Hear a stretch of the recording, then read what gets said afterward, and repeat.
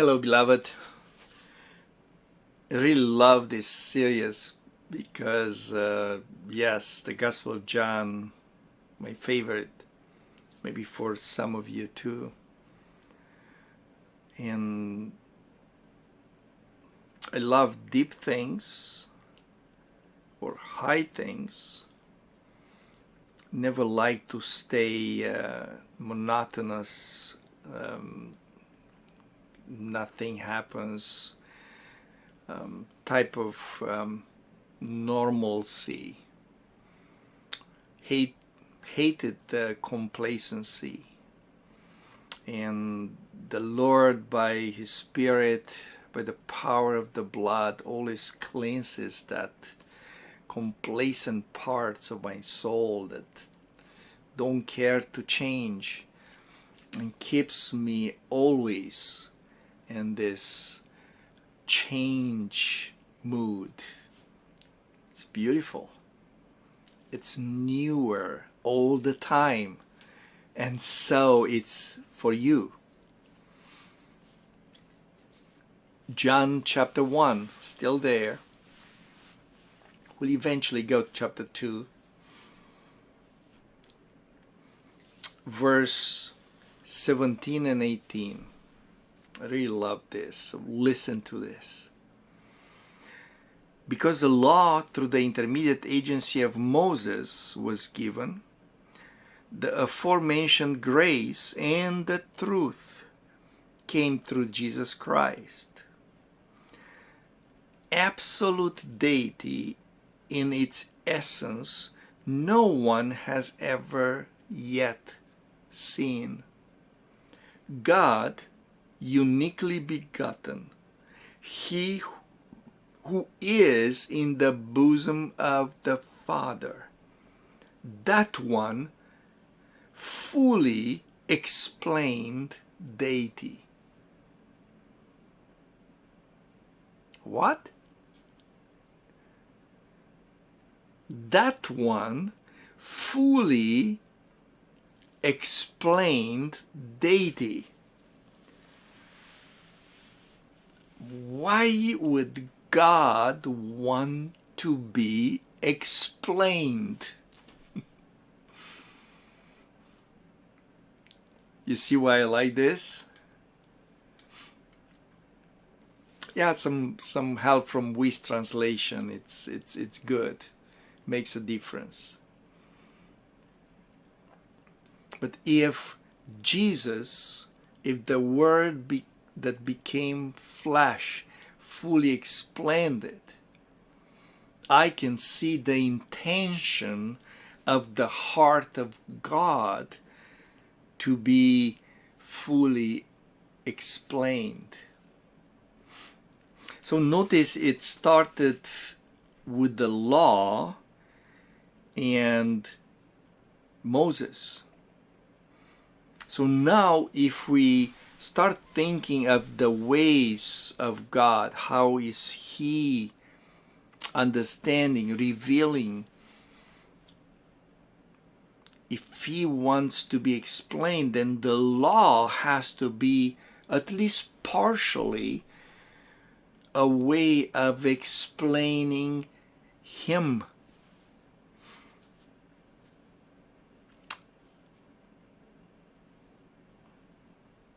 Maybe the law did explain Him. Maybe it showed something about how God is, how He thinks.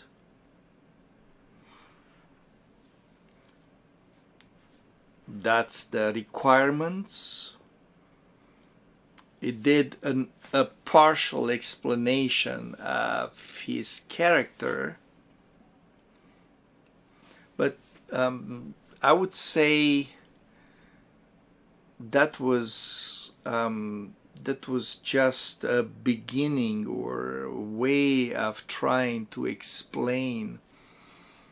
I think the fact that Moses was faithful over the house of the Lord as a servant indeed, that had to do with explaining God. somewhere more than the law, it was a person that was to explain him. And Moses did a pretty good job. Remember when God talks to his brother and sister, and he says that Moses is more than a prophet.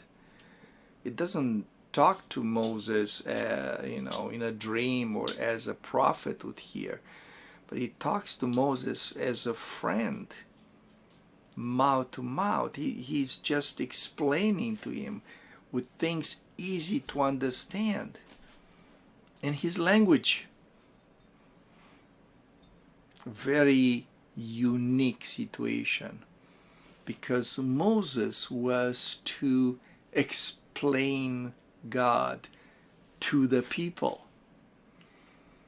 And he did a pretty good job with one exception. One time,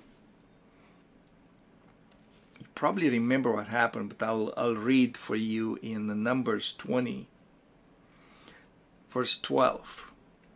But the Lord said to Moses and Aaron, since you did not trust in me to treat me as holy in the sight of the sons of Israel, for that reason you shall not bring this assembly into the land which I have given them. So what happened? The people was very upset, and Moses got irritated, and it says, can God give you water from this rock? They had a previous experience where he hit the rock and came water from that. So here's another experience. They are super upset. No water, and Moses irritated. Can God do this? And then pretty sure of himself, he was walking with the Lord, and he hits the rock once and then hits the rock again, and water comes out. See, it could not have been disobedience. This is not a matter of obedience. And the way God speaks to them, I read to you, you did not trust in me, you didn't treat me as holy in sight of the sons. It's not a matter of you disobeyed my command. It doesn't say that God told him, hey, go and hit it once, or be careful how many times, or it doesn't say that. Yeah.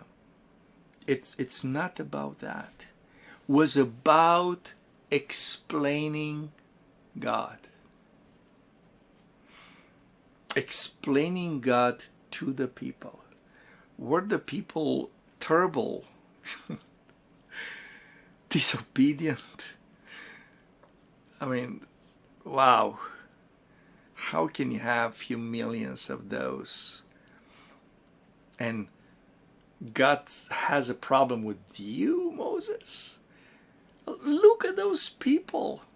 They are not worthy to go inside the land, not you. You did the best you could.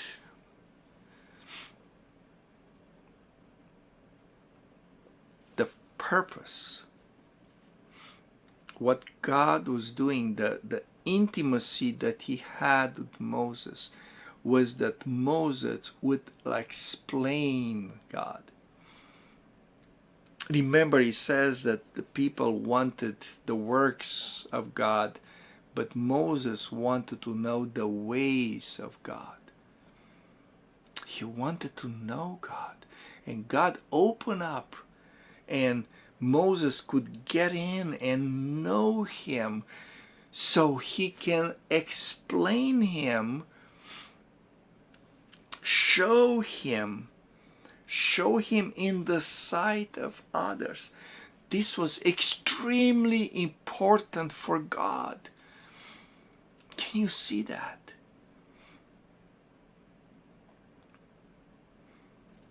Not just dealing with people, not just trying to fix this and fix that and get a big church and have a great worship and punish sin and be very strict and strict to yourself and show yourself worthy of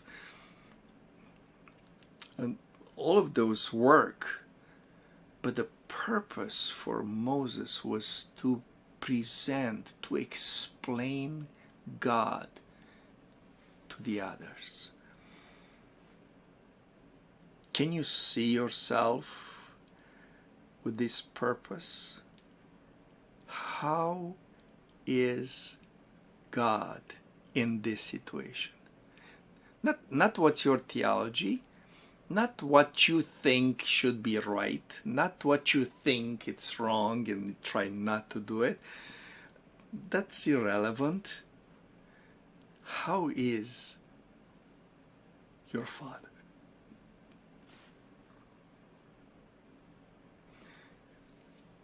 Also remember, God forbade, that was one of the biggest things, I think the first commandment, that people would make an image of himself.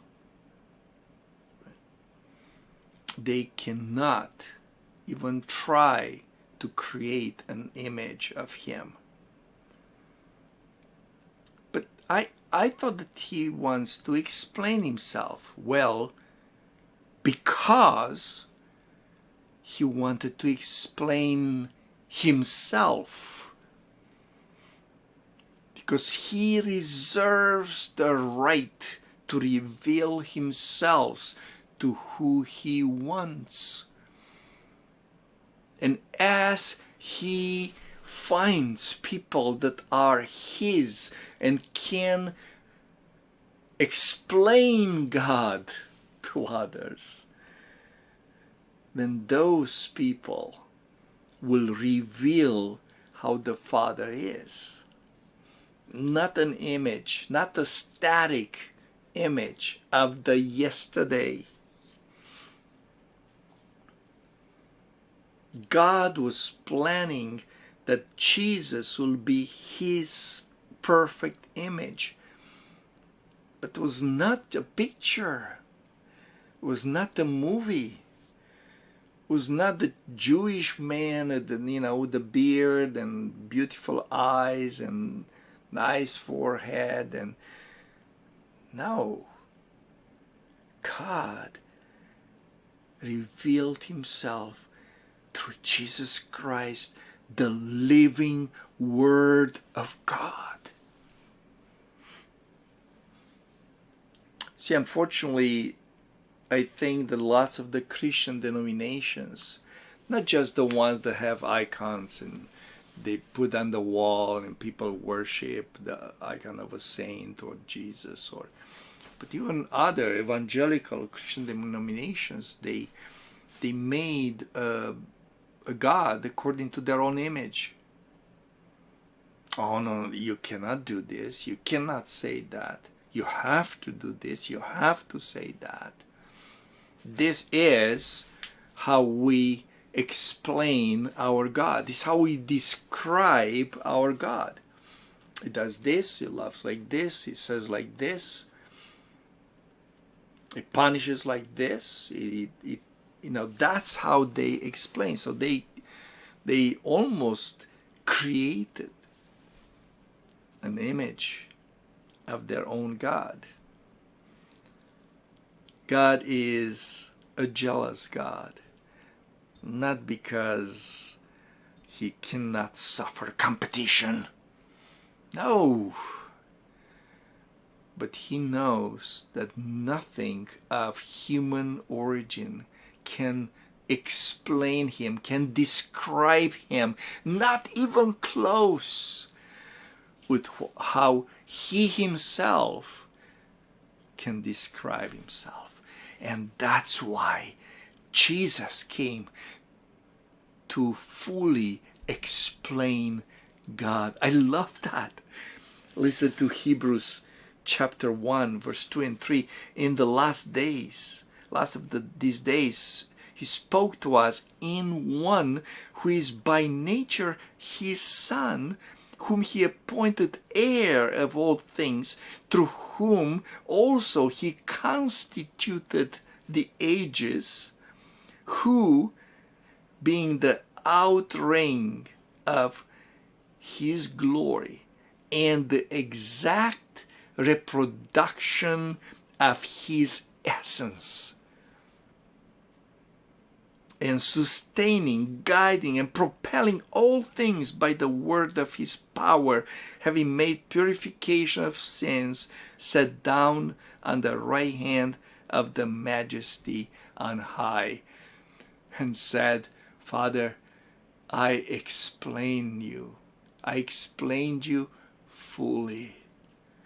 Now they can see who you are and how you are. Explaining God. You receive this seed, this divine nature. So the whole heaven and the principalities and the powers can see through the church and through the sons who God is. Don't stop at anything less than that. How do you explain God today?